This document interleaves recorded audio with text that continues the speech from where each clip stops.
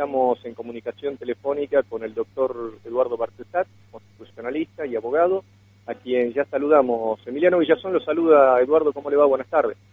¿Cómo le va? Bien, buenas tardes. Es un gusto tenerlo nuevamente en este programa y la audiencia me lo hace saber cada vez que lo entrevista. La pregunta que le quiero hacer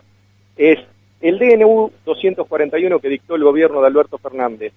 ¿subvierte el orden constitucional como afirmó Rodríguez Larreta en la acción de amparo que planteó ante la Corte Suprema de Justicia de la Nación? Categóricamente que no. Y digo esto porque los tres requisitos de la validez en el derecho están plenamente satisfechos en este decreto. A saber, emana de autoridad competente, porque así lo establece la Constitución en su artículo 99, inciso 3, donde regula los decretos de necesidad y urgencia. Y la pandemia que estamos soportando es esencialmente un estado de necesidad desde el punto de vista jurídico. Y también que las medidas deben adoptarse con inmediatez, con urgencia. Por lo tanto, los dos primeros requisitos, el de órgano competente y procedimiento adecuado, están satisfechos en este decreto que ha emitido el presidente Alberto Fernández. Pero además está el tercer requisito, el de la razonabilidad de las medidas, y allí el decreto tiene amplia correspondencia con lo que han recomendado la Organización Mundial de la Salud, la Comisión de Derechos Humanos de Naciones Unidas, una exhortación específica para este periodo de pandemia, y una excelente resolución de la Comisión Interamericana de Derechos Humanos de abril 2020, que precisamente se refiere a pandemia, estado de necesidad, derechos humanos,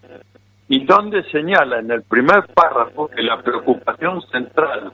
del organismo regional de tutela y protección de los derechos humanos es la protección de la vida, la salud y la integridad de las personas frente a la aparición de la pandemia. Y luego de describir las condiciones de desigualdad extrema que hay en el continente americano,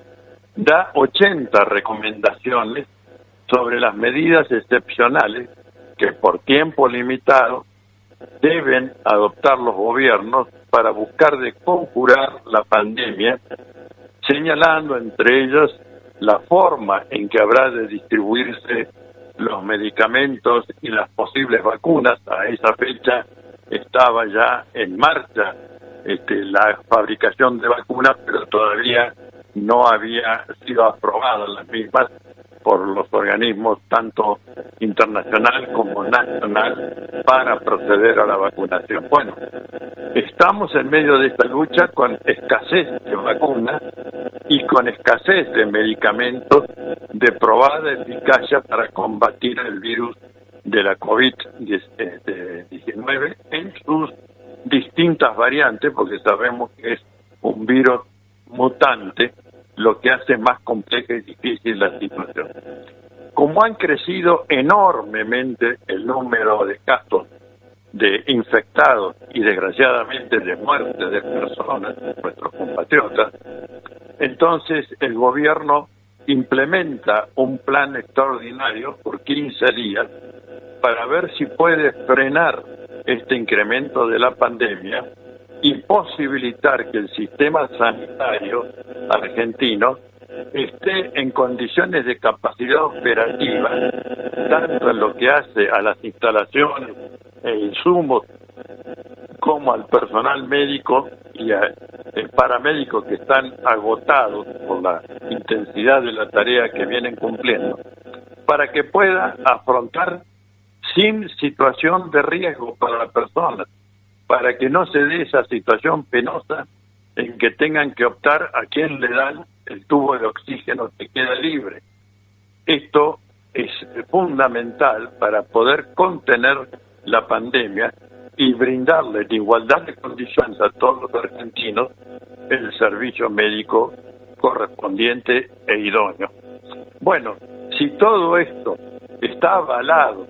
por resoluciones, como digo, internacionales, regionales, por el Consejo de los Expertos Argentinos en materia de infectología y epidemiología y pautas de salud pública y sanitaria para la población. ¿Cómo puede un jefe de gobierno local alzarse contra las medidas de la autoridad federal cuando, de acuerdo con la Constitución, artículo 128, es órgano de aplicación de esas medidas, no órgano de cuestionamiento de las medidas? Es decir, está incumpliendo la manda constitucional, y debo señalarle a la audiencia que en nuestro régimen jurídico el incumplimiento de las disposiciones federales por una autoridad provincial local convoca a la aplicación del Instituto de la Intervención Federal del Gobierno Provincial Local. Bueno, esto es lo que el señor Larreta, con su habitual desprolijidad hacia lo público, está concitando y buscando, en función de probablemente situarse como un futuro jefe político de la oposición, tener presencia, por así decir, o mayor presencia en la política, a costa de la vida, la salud y la integridad personal de los argentinos. Esto es lo que acaba de decir el doctor Eduardo Barcesat. Le digo que lo escuché atentamente, coincido, porque también soy abogado y entiendo que se está ajustando a derecho su discurso perfectamente, pero parece que no lo han entendido de la misma manera las autoridades del gobierno de la Ciudad Autónoma de Buenos Aires, quienes han hecho referencia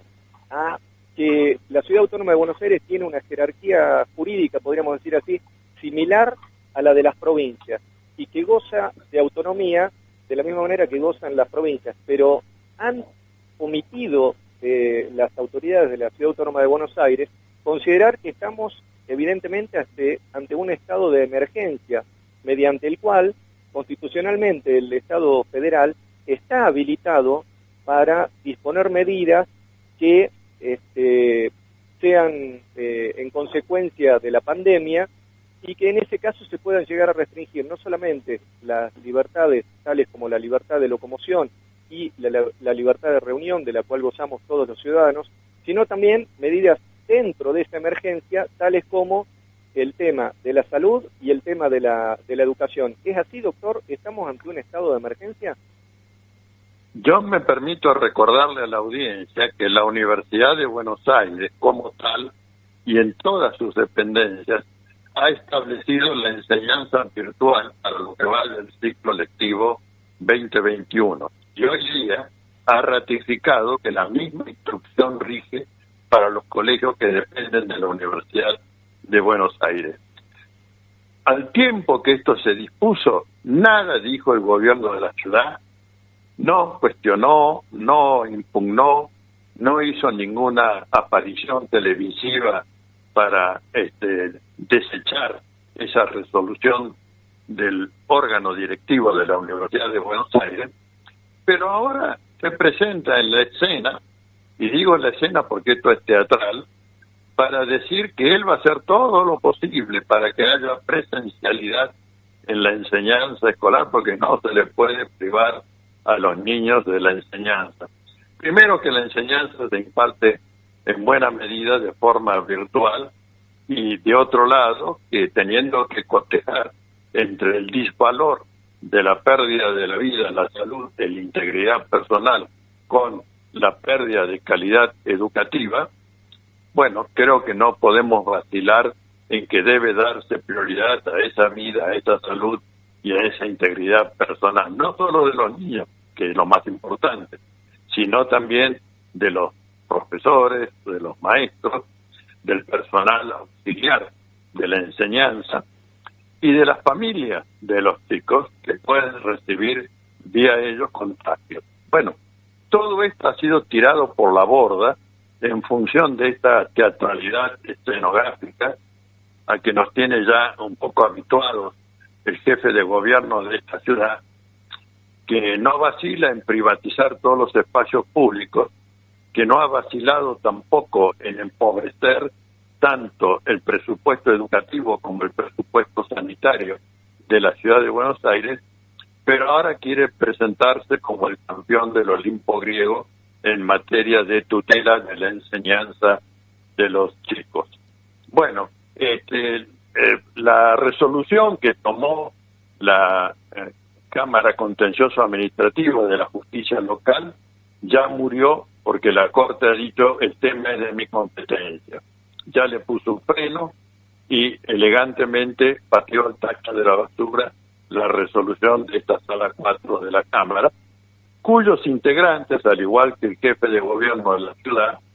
ya están denunciados por los delitos de desobediencia, por poner en riesgo la salud pública y por violar los deberes de funcionarios públicos, todos ellos.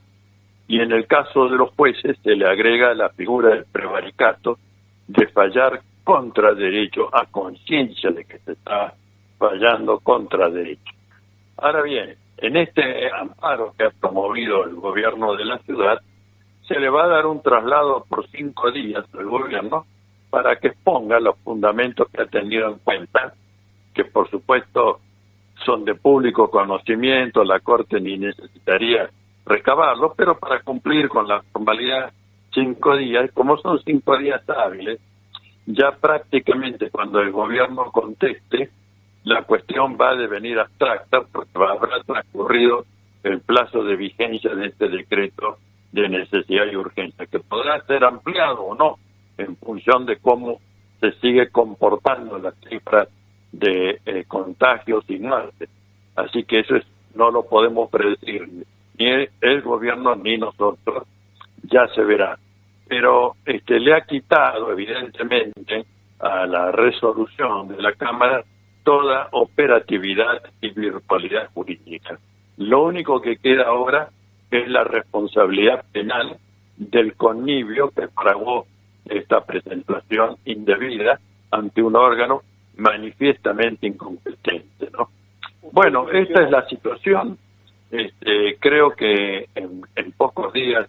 habrá una revisión por parte de la Corte Suprema de esta inopinada presentación del jefe de gobierno de Buenos Aires, Rodríguez Larreta, y seguramente, entiendo, que prevalece la racionalidad deseable del discurso jurídico y de las prácticas jurisdiccionales, será enterrado y tirado al canasto de la misma manera que hoy se ha sepultado la resolución de la Cámara de Apelaciones de lo Contencioso Administrativo Local. Bueno, esta es mi visión del tema, pero tengo que prevenir a la opinión pública que no se extrañen que de persistir mediante algún acto más de desobediencia Rodríguez Larreta, al único que está convocando es al Instituto de la Intervención Federal, previsto en el artículo 6 de la Constitución Nacional,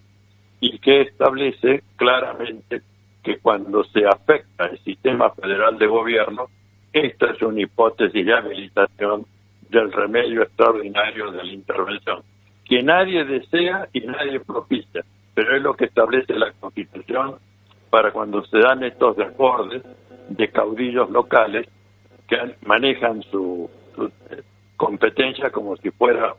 un poder feudal, de que creen que tienen la capacidad de decidir, sobre todo desoyendo el consejo y la experiencia de los expertos que han propiciado el contenido del decreto que se pretende impugnar judicialmente.